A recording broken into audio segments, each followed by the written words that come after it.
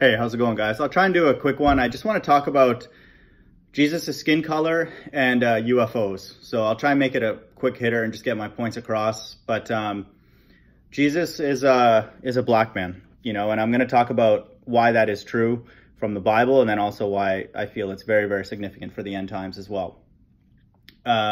So from just the Bible, Revelation 1:15 and 2:18 says Jesus's hair was white like wool and his feet unto fine brass. And so, any person who has dark feet, that's usually the lightest part of the person's body. And so, all of his skin and his whole body was dark, very, very dark. Moses was black. Exodus 4:6-7. God made Moses, put his hand in his bosom. He took it out. It was leprous. Then he put it back, and then it went back to his normal skin color, black. Early church members were described as black explicitly. In Acts 13:1, there was an individual named Simeon that was called Niger, and that's explicitly in the Bible, the word Niger. And Job was black in Job 30:30. My skin is black upon me. He literally says it. Solomon was black in Song of Solomon 1:5. He says, I am black and comely. I am black because the sun looked upon me. And there are some verses, I believe, in Jeremiah describing the Jews as black.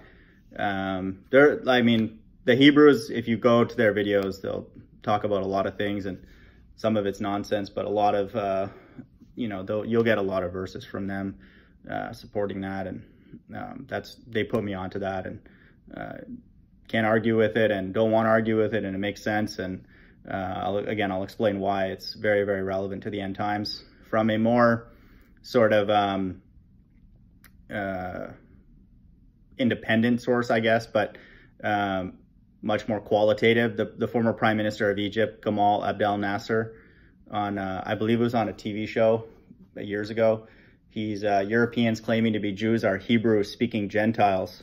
You, the Jews, this is a quote, you, the Jews, will never be able to live in peace because you left here black and came back white. And so he's acknowledging that the real Jews, the descendants of Judah, which is one of the 12 tribes of Israel, are black people. And so another thing, just based on elimination, we know that the modern day Jewish people cannot be the real biblical Jews strictly by their works. They run basically an international banking cartel, Hollyweird. They're behind that. They have orthodox renditions of their religion where rabbis suck a baby's penis to remove circumcision blood, and that's just kind of allowed. And we have YouTube being censoring flat earth, but no one's imprisoning these quote unquote rabbis. So this is the world that we live in. There are books, and one in particular that talk about the modern day Jewish people, their lineage, being involved in financing and profiting and benefiting from the transatlantic slave trade. And Nation of Islam published a book called The Secret Relationship Between Blacks and Jews, and that's well established. Doesn't surprise me, just with their mindset, the mentality God has given them in this day is to profit off of everything, and would not surprise me that they would profit off of the very people that they're posing to be. And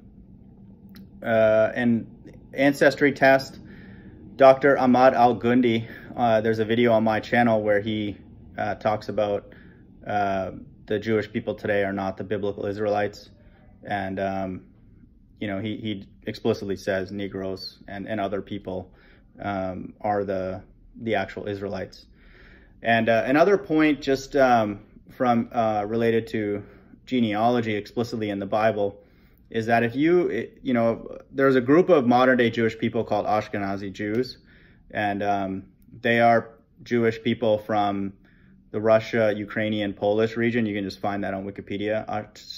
Type the term Ashkenazi Jews. A lot of the leading bankers and people in, politics and government, you'll notice that some of them will be Ashkenazi Jews. So some of them are very powerful. And if you look at a genealogical table of the descendants of Noah, Noah had 3 sons, Japheth, Ham, and Shem. And you'll see that Japheth had a son named Gomer, who had a son named Ashkenaz. And so those people, those Ashkenazi Jews, are actually descendants of Japheth. And so When we say somebody's anti-Semitic, we are referring to Noah, one of Noah's sons, Shem. And so the people that descended from Shem, they are Semitic people, Shemitic people. And, you know, Shem had Elam, Asher, Arphaxad, Lud, and Aram. And Arphaxad had Salah and Eber had Peleg, who had Ru, who had Serug, who had Terah, who had Abraham. And then Abraham had Isaac and Jacob. And then Jacob had the 12 tribes. And so if anybody makes an anti-Semitic statement, they're actually speaking against the descendants of Shem, and which are not many of the modern day Jewish people. And so anybody who is anti-Semitic are people who are against all the descendants of Shem, but more specifically, the 12 tribes of Israel. And they're scattered, but like I was saying earlier, the important thing about Jesus being black, it gives us insight into who are the real Jews. And so, you know, this is where it's very, very important to know this, to be able to unlock the book of Revelation, because the book of Deuteronomy, in particular Deuteronomy 28, prophesies that many of the Israelites will be brought into slavery on cargo slave ships in Deuteronomy 28:68. And so we would then have to look for a group of people who are in a land that their forefathers have not known, into slavery on packed in like sardines on cargo slave ships, and sent into a foreign land. And that is the narrative of the so-called Negroes here in America. They are not quote unquote African American. They act differently than Africans. I have friends who are from Africa, like Nigeria and different parts of Africa, and you just know they're just different. You know, they interact and have some similarities. I'm not like we're all human, but the so-called Negroes are a unique group just in terms of their culture. And you can even just see and I'm not glorifying rap music or anything like that, but just they are different. They are fundamentally a different group of people, just like no one would ever say that, you know, Indian people and Sri Lankan people are the same, even though we have certain similarities. We might even look fairly similar and have similar religions and stuff, but we are fundamentally a different people.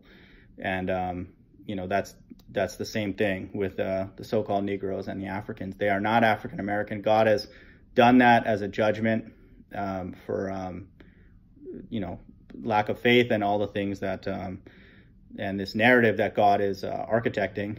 And so what it does is it actually shifts the focus of the end times away from the state of Israel, you know, the country in the Middle East, to America, because that is where the deliverance will be out of. And just by coincidence, Mystery Babylon, which I believe is America, is exhibiting all the characteristics in modern day of what it's prophesied in Revelation 17 and Revelation 18. And one thing one of the many things, I've done other videos on Mystery Babylon, but if you read Revelation 18:7, it says, how much she hath glorified herself and lived deliciously, so much torment and sorrow give her, for she saith in her heart, I sit a queen and am no widow and shall see no sorrow. There is no way that verse could relate to any other place, and certainly not Israel and the Middle East, you know, where the quote-unquote Jewish people are, because they have been in sorrow for a long time. You know, the only place that would make sense right now, and just by coincidence, the so-called Negroes happen to be, you know, in a large concentration, is America.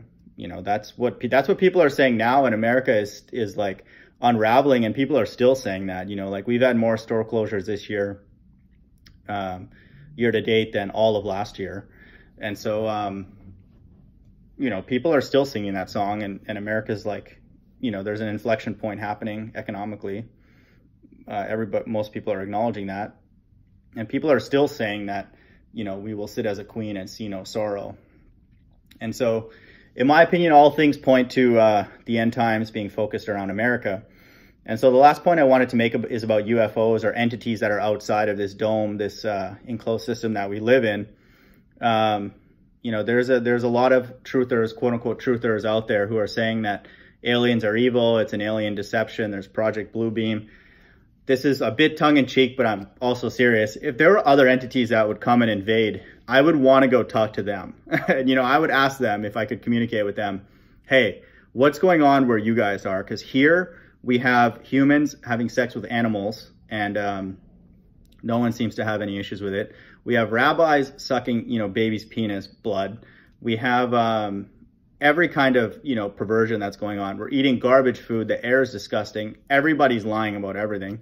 And it's boring. It's stupid. We don't even know what the shape of the structure that we're on in our surroundings. And I'm not saying that to be rude to anybody. I'm in the same boat, but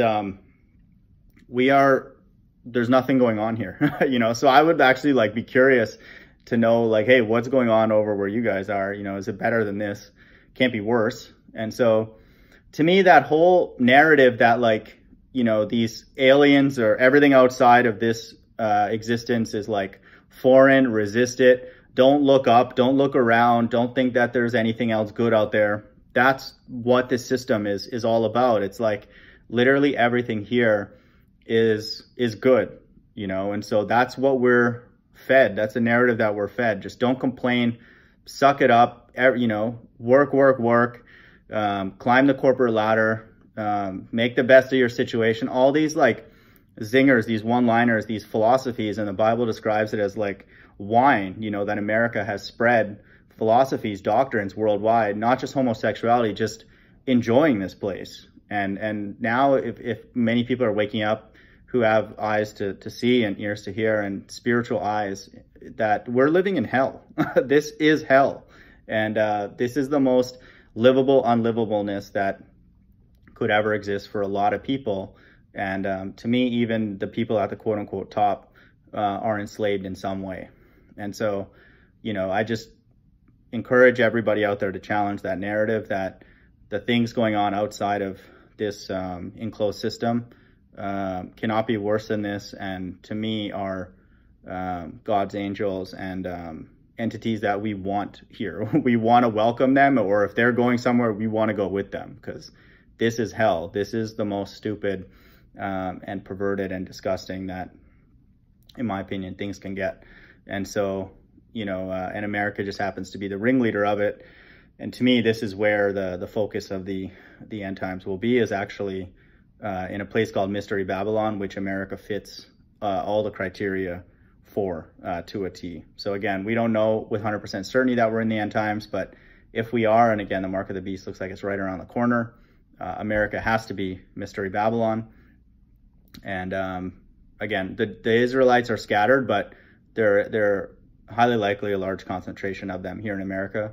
And many, not all, of the so-called Negroes in America are the biblical Jews. Hope you're doing well. Bye.